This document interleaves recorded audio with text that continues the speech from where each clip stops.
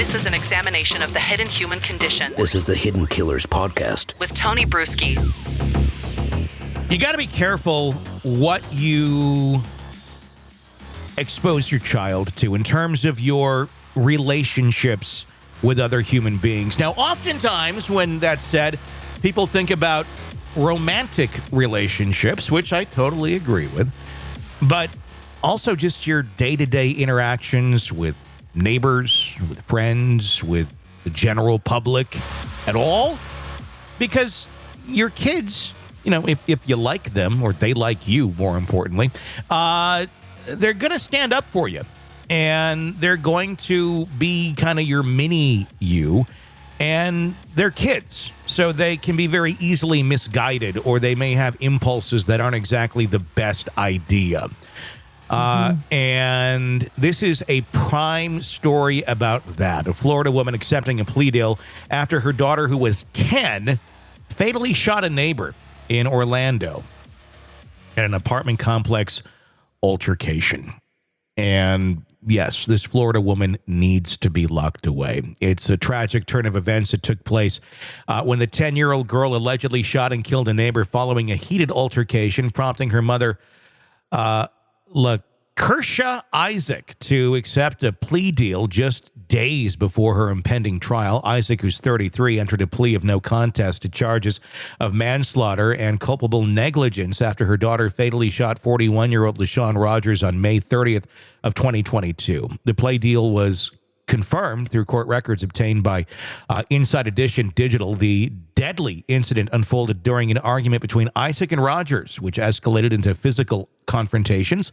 Allegedly, Isaac handed her daughter her handbag during the altercation. So mom is sitting there, altercation, hold my purse while I slap this bitch, or whatever the fuck she said, from which the minor then, because she's looking out for mom, retrieved a handgun. So she knew there was a gun in mom's purse. Loaded a bullet into the gun. So this 10-year-old knows how to load the gun, and then fired a fatal shot at Rodgers.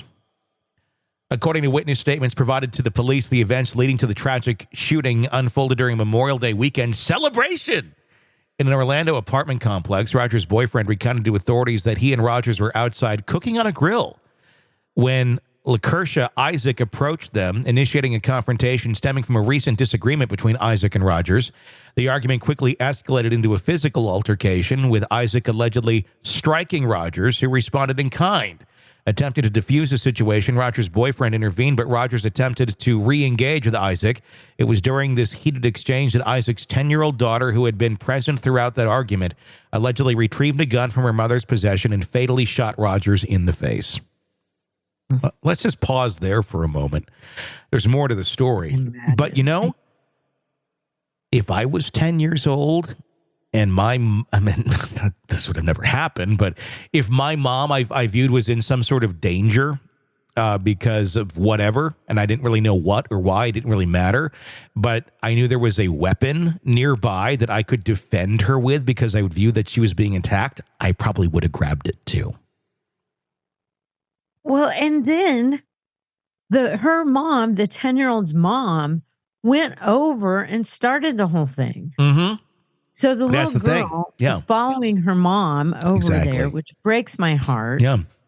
This should be a fun weekend celebration. Instead, she's watching her mom, who I think was drunk, confront somebody. They get into, I'm going to guess, a very heated altercation. Yeah. I'm going to guess that was really scary. Yeah. And this little girl was really scared. Exactly. And the kid was doing what they thought was right to defend. I mean, and it continues on. After the shooting, the young girl reportedly exclaimed, "She shouldn't have hit my mama."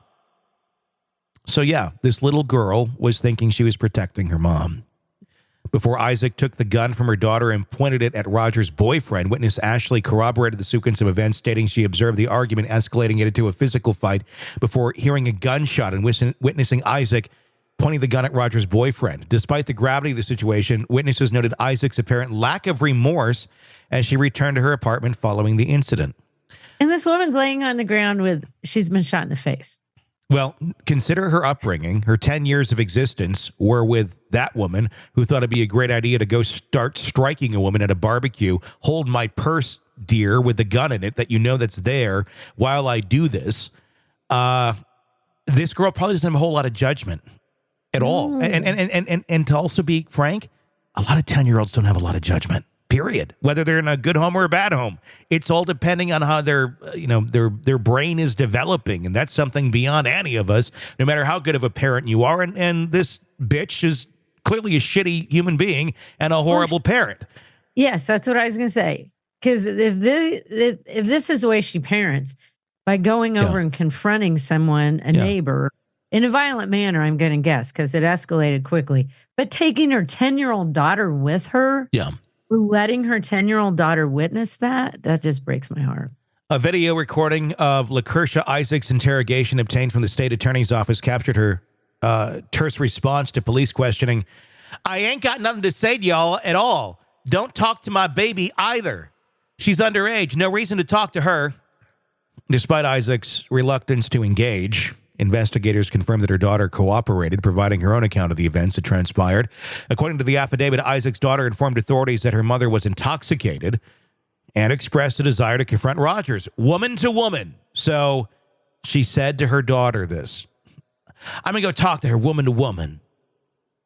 Mm-hmm. Despite instructions to remain in their apartment, their daughter followed her mother and stood beside her, accompanied by one of Isaac's friends as the argument escalated. During the altercation, the daughter claimed to have witnessed an individual wielding an unidentified object, which allegedly struck her mother. She believed Rodgers inflicted the blow, resulting in a head injury. Additionally, the daughter observed another person holding a rock during the argument. However, Isaac denied sustaining any injuries when questioned by the police. The affidavit further detained the daughter's assertion that Rodgers threatened her and her family. Feeling provoked and citing anger issues, the daughter purportedly seized the firearm from Isaac's friends and aimed it above Rodgers' head before firing a single shot, which caused Rodgers to collapse. Although police arrested the minor following the shooting, the state attorney's office opted not to try her as an adult. Instead, she faces charges of second-degree murder and has been in detention center since her arrest, with her case status currently unknown. Isaac's plea deal, I'm going to talk about that in a minute. I just want to finish the story. Isaac's plea deal stipulates 5 years in prison, followed by 3 years of probation. Fuck that.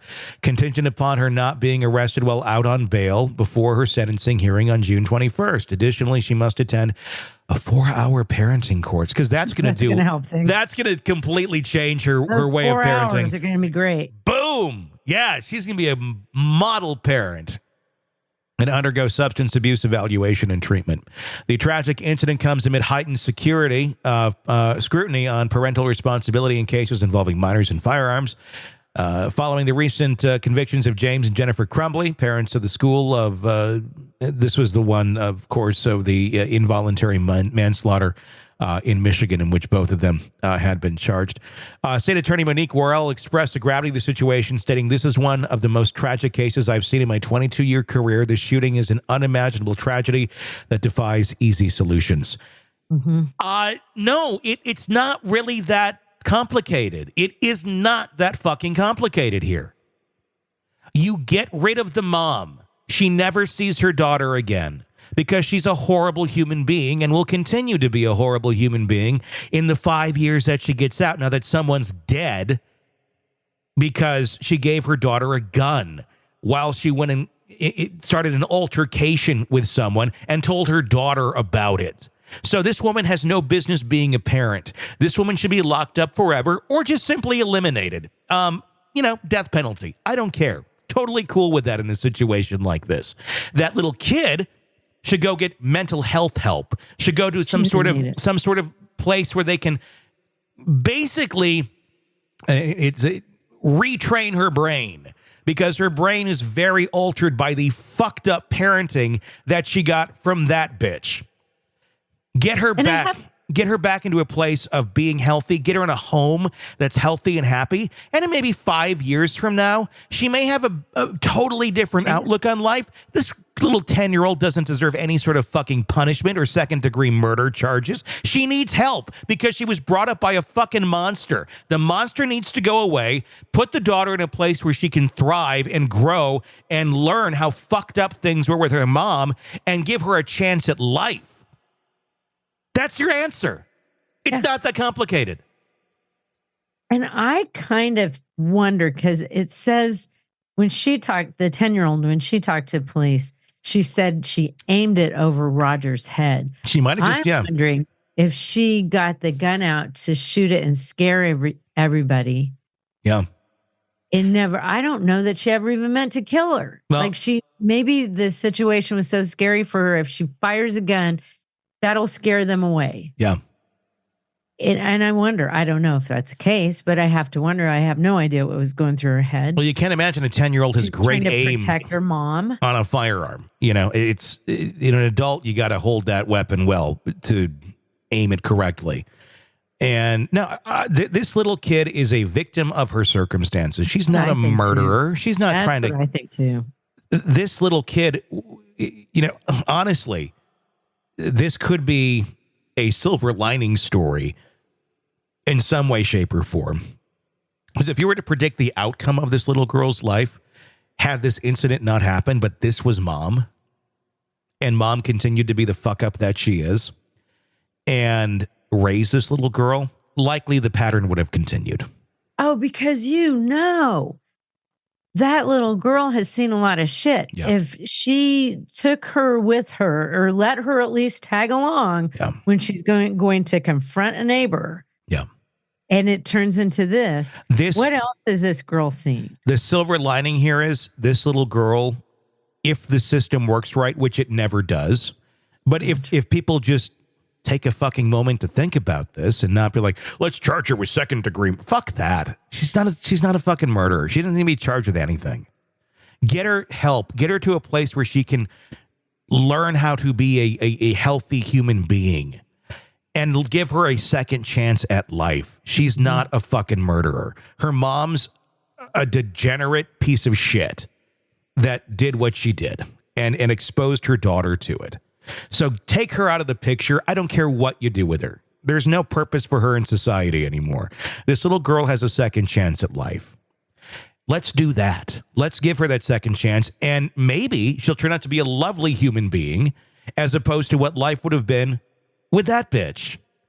And she could actually have a healthy adult life rather than the path that she would have been on in jail, having kids by 14.